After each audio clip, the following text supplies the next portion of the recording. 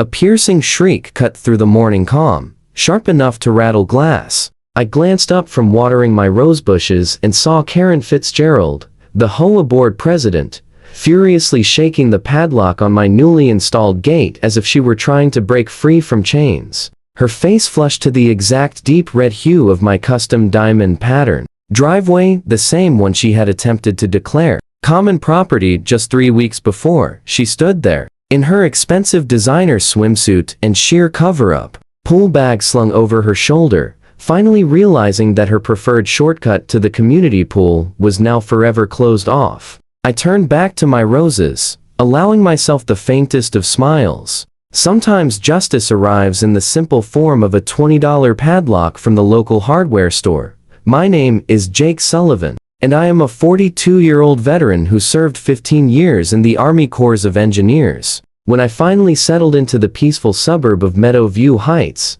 I believed my days of fighting over territory were long over. I chose a beautiful corner lot home precisely for its distinctive features, including an oversized driveway that curved along the edge of the property. During construction, had spent an additional $12,000 to install custom red diamond pavers instead of ordinary concrete. The pattern was not merely decorative. It was a personal tribute to my old unit's insignia from my military service.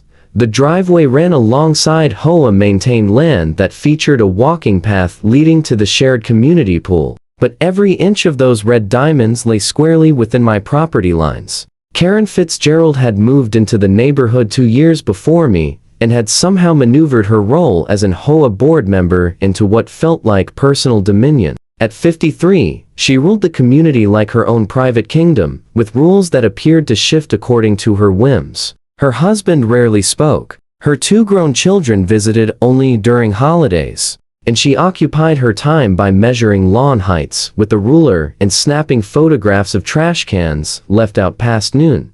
The day we met, she introduced herself by pointing out that my moving truck had been parked 2 inches over the approved time limit. I should have recognized the warning signs then, but I naively chose to give her the benefit of the doubt.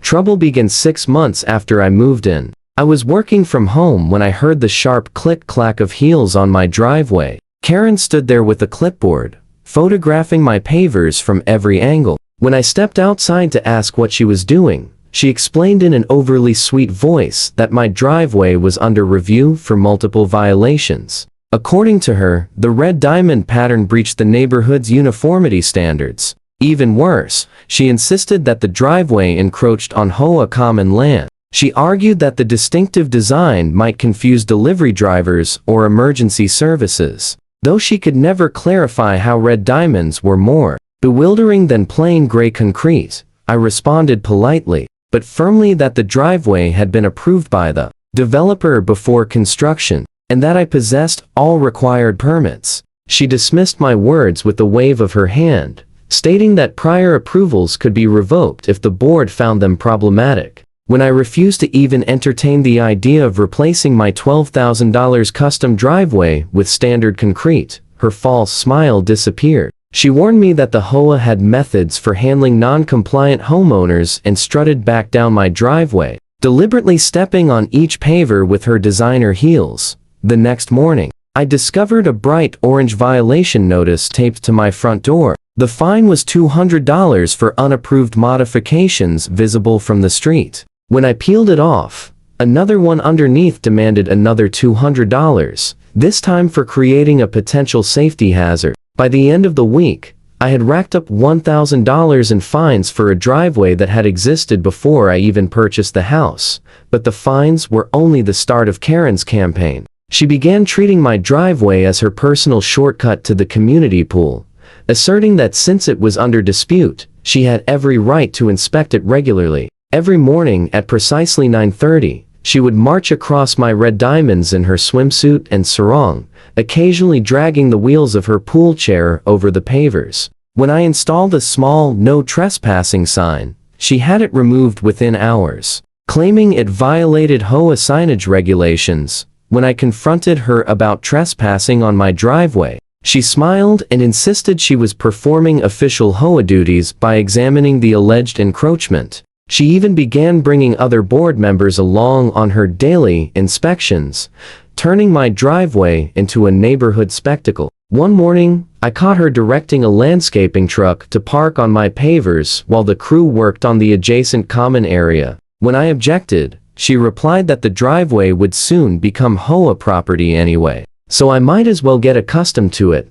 The conflict escalated when Karen submitted a formal motion to the HOA board to seize a section of my property as an easement. She argued that the community required assured access to the pool path, and that my driveway's position made it the obvious solution. The proposal included removing the red diamond pavers and replacing them with standard HOA-approved concrete at my expense. She even had the nerve to suggest that I should feel grateful for the enhancement to my property value. A special board meeting to vote on the motion was set for the following month, giving me exactly 30 days to mount my defense. I knew I needed expert assistance, so I retained Patricia Lawson, a property attorney who specialized in HOA disputes. Her first step was to obtain all relevant county records concerning my property lines and the original subdivision plans. What we uncovered was more promising than I could have imagined. Not only was every inch of my red diamond driveway clearly within my boundaries,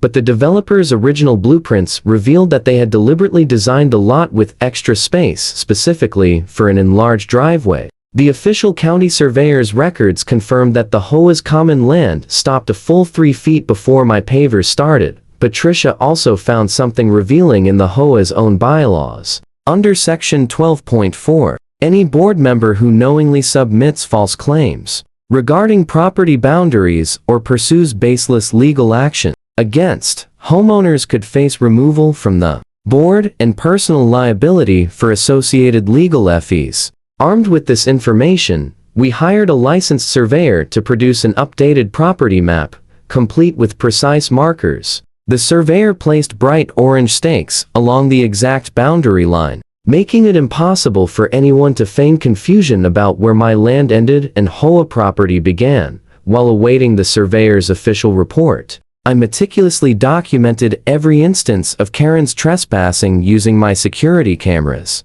The footage revealed her crossing my driveway at least twice a day, often pausing to take phone calls or converse with neighbors while standing squarely on my red diamonds. One particularly damning clip captured her telling another resident that, once the board approved the easement, she intended to have a bench placed on what was currently my property. The sheer audacity was astonishing, but it would prove to be her undoing. With the surveyor's report in hand, and under my attorney's guidance, I made my next strategic move. Over a weekend when Karen was out of state visiting her sister, I contracted a professional fencing company to install a decorative wrought iron fence along the true property line. The design featured an automatic vehicular gate at the street entrance to my driveway, and a smaller pedestrian gate secured with a heavy-duty padlock where my land met the pool path. The entire installation was fully permitted by the county, complied with all relevant regulations, and violated no HOA restrictions on fence height or style. When Karen returned on Monday morning for her customary pool visit,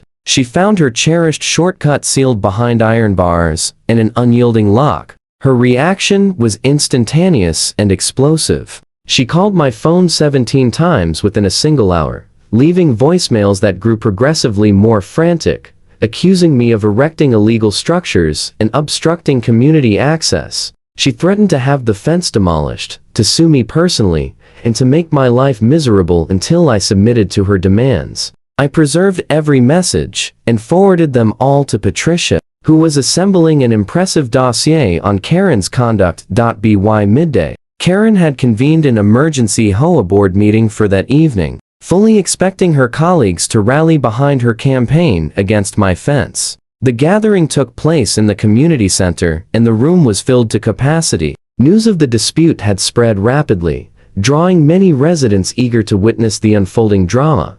Karen took the podium, her face flushed with fury as she railed against my alleged deliberate blockage of community property and my antisocial actions. She insisted that I had built the fence purely out of malice, and that it barred residents from reaching their own amenities. When my turn came, I presented the surveyor's report, the county records, and the developer's original plans with calm precision. I explained that I possessed every legal right to enclose my property, and that the HOA had never held any legitimate claim to my driveway.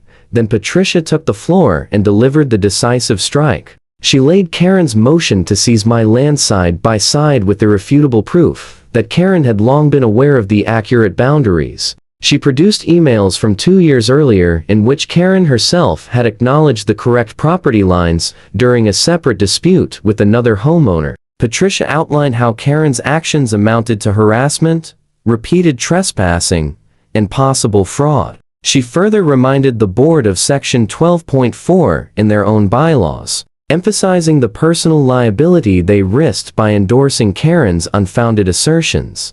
The board members grew visibly uneasy as Patricia methodically presented the evidence. Upon her conclusion, the board president, a mild-mannered retiree named Robert Garrison, called for a short recess. During the break, I observed the other board members clustering together, casting occasional glances toward Karen, who stood isolated by the podium, with her arms folded and her foot tapping in irritation. When the meeting resumed, Robert cleared his throat and declared the board's decision. They were voiding all fines levied against me, rejecting the proposed easement outright, and issuing a formal apology for the harassment I had suffered. But the residents were not finished. A woman named Sandra Chen rose and moved for a vote of no confidence in Karen Fitzgerald's leadership. She detailed the abuse of authority, the fabricated claims, and the legal exposure Karen had inflicted on the HOA. The motion was seconded without delay, and despite Karen's indignant objections regarding procedure and required notice,